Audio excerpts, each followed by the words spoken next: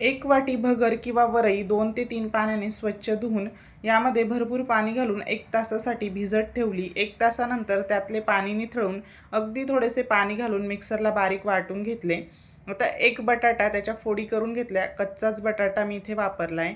अर्धी वाटी भाजलेले शेंगदाणे, 3 हिरव्या मिरच्या, थोडे पाणी घालून अगदी बारीक वाटून घ्यायचे। बटाट्याच्या व्यवस्थित वाटला जाईल याची काळजी घ्यायची। आता तवा गरम करून त्यावर थोडेसे तेल घालून हे धिरडे आपण इथे पळीच्या साहाय्याने पसरवून घेतले आणि दोन्ही बाजूंनी तेल लावून मीडियम फ्लेमवर मी हे भगरचे किंवा वरईचे धिरडे भाजून घेतले।